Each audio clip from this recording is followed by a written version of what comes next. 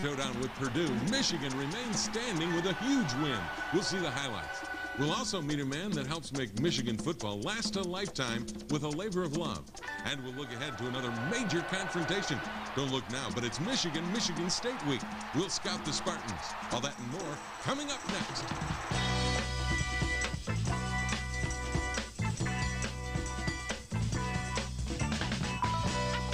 Michigan Replay with Lloyd Carr is brought to you in part by the Joy of Pepsi and by Big Boy Restaurants. Big Boy makes you say, oh boy.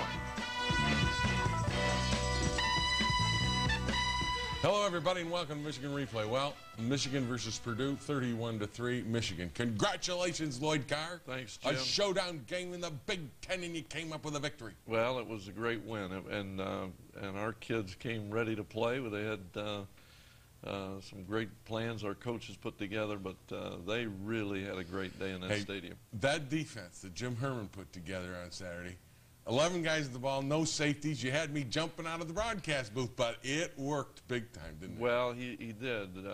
Ron English and Bill Sharon and Steve Morrison, our defensive coaches put together one great plan. It was an aggressive plan. There was some risk to it. But our guys understood the risk, and our players did a great job of getting to the football. Well, it was sure worth it because you had a great victory. Let's go take a look at the highlights. Here we go. First half, your second possession. Well, our defense stopped them on third down. First 3 downs, forced a punt. We get decent field position, and we open the drive here with a 10-yard runoff tackle. Chris Perry behind Tony Pape, and here good protection. And John hits Jason Avant down inside the 35-yard line of Purdue. And in the early going, Avant was one of his favorite receivers. Well, we caught him down across the middle.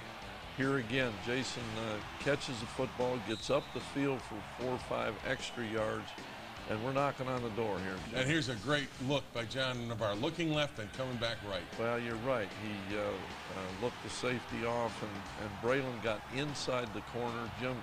John threw the ball up high, and Braylon made a great catch with the ball away from his body. 7-0 Michigan at that point, and here comes the defense. Well, Ernest Shazer, we knocked the ball loose, Jim, 3 or 4 times with blitzes of quite an assortment. Here, they're forced to punt again, and this kid, Breston, feels another bouncing ball that he positions himself for. Here's a great block right here by Jason Avant.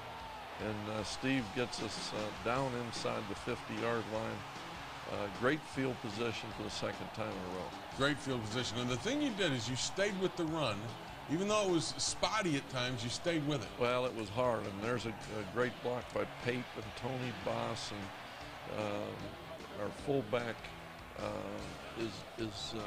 had a great day, I think. But here we hit go for the bomb, and Jason Avant was in position to make a catch, and we got an interference call, which was a good call here. And then you come back with a big reverse, and this is a huge play. And watch the blocking here by Navarre. Well, Dave Pearson's out there, and John really blocks the same man twice there, and Steve makes a good play. But big plays were a big part of our offense on Saturday, Jim. And that gives you a 14-0 lead. The defense continues to play well here. And then your offense gets the ball back, and John gets the ball to Breston, who gets upfield for a first down. Yep, and continue to keep our defense off the field. That's one of the things we're trying to get done here. Here's one, it's really a coverage sack, because there are just too many people out there covering. Well, Jim, we had 3 sacks in this game, and all of them, you got to give Purdue credit. That is one outstanding defensive football team. And your special teams have improved tremendously in the last 4 or 5 weeks. Ernest Shazer there had great coverage, made the receiver try to avoid him, and then Carl Tabb made a great tackle, and we've got great field position. Look at the hustle, people staying after the football. That, to me, was what really gave us an opportunity to have such a great day. And right before the half ends, this is the biggest part of the game. There's a sack and a fumble, and Purdue gets the recovery. Well, Sean Phillips, their outstanding defensive end, comes from the blind side, knocks the ball loose, and there isn't any question this was the biggest series of the game for us. Orton is able to scramble out and get a first down inside the red zone, actually inside the 10-yard line. Well, Willis Behringer probably saved a touchdown there, knocked him out of bounds about the 5, and so they get first down and goal at the 5. And Grant Bowman, watch the effort here. The ball almost came loose there, but we get a 4-yard loss, 2nd and 9. And they're knocking on the door, and then this play that's coming up next really sets the tone for the whole first half. Well, it was a great play. He gets outside of our rush. Here's Lamar Woodley missing and Lawrence Reed missing, but they forced him to avoid the rush and threw hurriedly.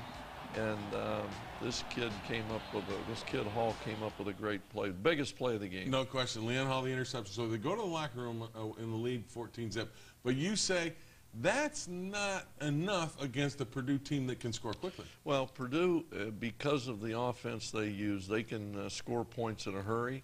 They can score points without taking a lot of time off the clock. So we knew that it was going to be a long second half. All right, when we come back, we'll take a look at that second half. But first, we hear from Ernest Shazar, who says practice makes perfect. Well, the defense, we Coach Herman, we put a good package together last week. Practice very good last week. It was excellent practice. And we came out and we did what we had to do.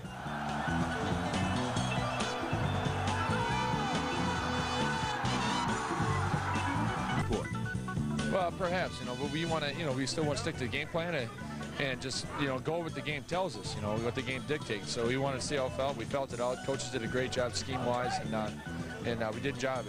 The defense just absolutely gave us the ball in great position and did the job. It's on them. That game's on them today. Well, there's no question about that. That defense was outstanding on Saturday. And you go to the second half and you get the ball. And I thought that first possession was going to be huge. Turned out you couldn't get anything out of it, and they come back and they get a big play. They got good field position here, Jim. And Larry Stevens, we got hit here, but the quarterback made a great throw. We had him double covered, but he got outside of us, and now great field position here. But this is 2nd and 4. Look at the defense fight to keep him out of the end zone. Larry Stevens made a wonderful play here. He did not take, he sensed a pass, kept containing the quarterback, and we come up with a big 4 or 5 yard loss there. And they try to go to a fade to their 6'9" receiver, and here's Leon Hall. What a great defensive play. Unbelievable for a true freshman to make that play on a guy but that's tall. Technique in a perfect position. Yes. And how to play the fade. Yeah. Ron English, his coach, deserves a lot of credit for a guy knowing exactly how to play that route. Okay, at this point it's 14-3. You know they can score quickly. This is an important drive, and boy, do you guys do a job. Well, Jim, we had not done very much with the football during the second quarter and our first drive of the third quarter. But I thought Terry Malone made a great call there. We get a first down here. We run off tackle again. Boss up in the hole behind Pape and Kevin Dudley. And we're putting together a drive here. And here's a great throw again to Braylon Edwards. A lot of cushion against Reeves, their corner. Well, Braylon had made a couple of big plays, and you got to honor the deep ball with Braylon because he can run by you. Here, John makes an absolutely great throw, and because he gave Braylon a chance to use his leaping ability, and Braylon went up and made a great individual catch. And that's the way we needed to answer their field goal. Well, and you did it. 21-3, and the defense never stopped coming. Here's another hit by Ernest Shazar, who probably had his best game as a Michigan. Well, and it's the way the defense is lined up. Look at everybody. Yeah, everybody's where they need to be. Here's Pierre Woods made a great play to strip the football. We had it loose here in the second half 2 or 3 times, but couldn't come up with one. And here's a long 3rd and 14, maybe one of their biggest plays of the game, gets them out of some trouble, but no yardage after the catch. Well, you got a lot of people around him, Behringer and Hall, and here on 3rd down, a great play by Shazar, who turns it in, and Carl Diggs makes a bone-jarring hit, and now they got to punt the football. And that was on a 3rd and short, huge play. Bone-jarring, very good, I like that. Well, it was a hard hit anyway, Jim. But here John makes a good throw. Tim Massaquoi gets up the field for first down. And here's a really big play in this game. A great punt by Adam Finley. Brent Cummings, who's done a wonderful job for us on our special teams. And Brent's brother will be playing against him this week as we travel on the road in the Big Ten. But here is a great hit by Carl Diggs and Marcus Curry, right where he should be, and scores a touchdown. And the 28-3, and the defense deserved to score the way they played on Saturday. Well, there's no question.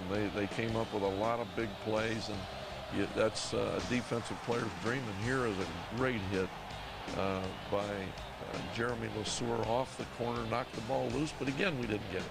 Right, and then you come back though on offense, 3rd and short, and you go to the air to get it, and what a play by Avant. Well, Jason made a good move there and got outside the defense on a 3rd and 1 play, and now we're down in field goal position, and our field goal team executes. Garrett Rivas makes a kick. 31-3 at this point, and it pretty much over, but the defense never stopped. Here's another great blitz, and it causes an interception. Well, here again, Jeremy LeSueur, Jim Herman, I thought called an absolutely wonderful game, a great plan, great execution, and that's one of those games where everything went for us, went well, and it wasn't by accident. I think it was a great plan, and great kids did a wonderful job. Tell me the truth. Now, during the week in practice, when you went down and looked at the defense and you saw them out there 11 across, no safeties back, did you take Jim Herman aside and say, Jim, what are you doing? Jim, now Bo used to do that to me, but well, remember, I didn't do that to Jim because of this reason. You know, I knew, I had watched the Wisconsin game. Wisconsin couldn't get off the field, and because they were playing a lot of zone coverage, mixed in a little bit man, but I just felt the risk that he was going to take in his plan was well worth it. Now, I knew we might give up a couple of big touchdowns, but we kept getting them off the field. Our offense, we kept giving them opportunities to score. And last thing I want to talk about this game, the special teams I thought have come on, they were great. I mean, you haven't missed a kick. You've covered well. The downing the punt inside the one really created a touchdown opportunity for the defense. Well, Jim, you know, especially as you get into November here, field position, the weather, all those things, but field position becomes a critical part in all these games. And we feel like we've made some real improvement. Now, we're not where we would like to be, but we're headed in the right direction. You certainly are. Thank you. You're welcome, sir. When we come back, we'll take a look at a man who has a labor of love for the Michigan football team. But first, we hear from Leon Hall, a guy who made 2 interceptions, saying it's all about making plays. We knew we had to come out and be aggressive, stopping the run. So, and we did that because we knew they was going to pass. And as soon as they passed, we had to make plays. But, yeah.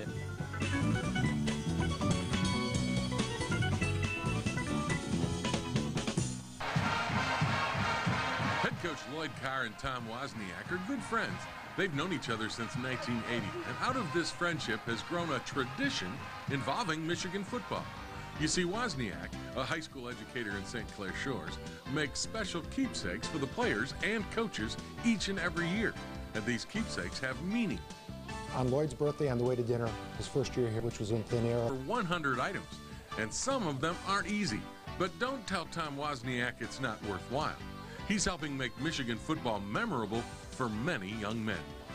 I'm fortunate being assistant. The nail on the head there, the work and effort that Tom, the commitment that it takes. Now, he's done that for going on 9 years now, and there's 105 players, and there's coaches, and so I can't say enough about what he has meant to our football program. And the messages that are there, they last a lifetime. I like the story about kids that come back after they've graduated that say, this is one of my most important keepsakes. That's a lot. That's a lot. He's a special man.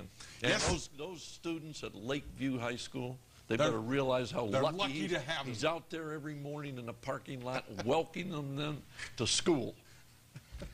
What about that? I like that.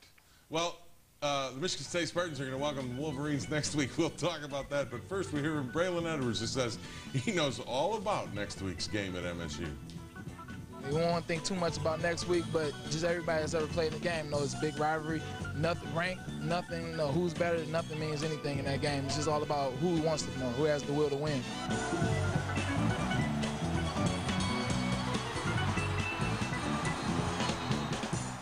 locker room report. Yeah, it's a championship game. From here on out, it's all championship game. You know we got to be at a championship level in order to win the game next week. Well, it happens every year. This year it's big, probably bigger than some past years. It's always big, but I don't know about that, Jim. No, it's but always because of the ramifications of the game. The fact that they're unbeaten in the conference, and you guys have your own destiny in your own hands. Michigan State this year is even bigger. Well, it's always a big game, but certainly there's a lot at stake in this one. And they are a very good football team. Maybe the surprise team in the Big Ten. Would you agree? I don't think there's any question. They're an outstanding football team. Now, whether or not they're a surprise or not, I don't know, because they are a very talented group of guys, great leadership, great players, and they've had a wonderful season. And they've got a new offense. Jeff Smoker, their quarterback, is a little more run and gun look with new coach John L. Smith in there. Well, they certainly spread the offense out, and Jeff has done a great job making decisions. And this kid, Jaron Hayes, has really had a productive year for him as a running back. And very much like Purdue, they got all kinds of receivers because they'll spread the ball out. Nagim Shabai is a kid that has done a real good job this year. Jim, they have converted some guys from other positions, and they had some people coming back. They've done a wonderful job developing some wide receivers in that offense. And defensively, Greg Taplin is one of their big studs on defensive end. But the guy who makes a lot of plays is their linebacker, Mike Lebenjo. Well, Taplin leads them in sacks. Lebenjo's the leading tackler, so they're playing with a lot of intensity, great movement to the football, doing a good job against the run. Jim, the most impressive thing about this football team is their turnover margin. They lead the Big Ten in turnover margin.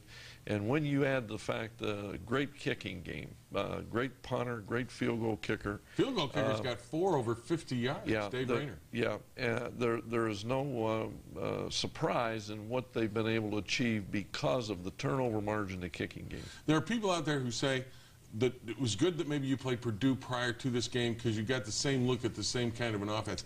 Are they the same or are they different? Well, they're the same from the standpoint that they're going to spread you out, but there's a lot of difference in the offense. So, yeah, there's some similarities, but there's a lot of differences as well. The other key, again, has been their turnover margin, but their defense. Last year, defensively, they did not play that well, and this year, basically with the same personnel, they're playing a whole lot better. Well, they're getting a lot of pressure on the quarterback. They do a great job rushing the quarterback, and their secondary's playing well. They're a well-knit, well-rounded football team. And it's a big game because there are conference championship ramifications involved. Do you like that? Well, and it's always a big game regardless, but it certainly has a lot riding on it. When you go into this game, from a preparation standpoint, where do you work coming off of a Purdue victory? Well, I think we'll look at the film and understand that certain things went our way. There will be some things in there we need to work on, but what I do like is the fact that our kicking game is improving. We've got to continue to work on that. And offensively, we'd like to run the football better than we did, protect the quarterback better. And lastly, you had a friend of yours pass away, an old high school coach you wanted to mention. I want to pay tribute to a giant in my life, Jim, an unassuming, great teacher, man of great character and integrity. Pat Ankney, Riverview High School, went there in 1951, touched thousands of lives, just a great man. All right, our sympathies go out to the family there. Meanwhile, join us next week. It's a big one, Michigan State. We'll have it all right here on Michigan Replay. Michigan Replay has been brought to you in part by Abso Pure Water, delivering quality bottled water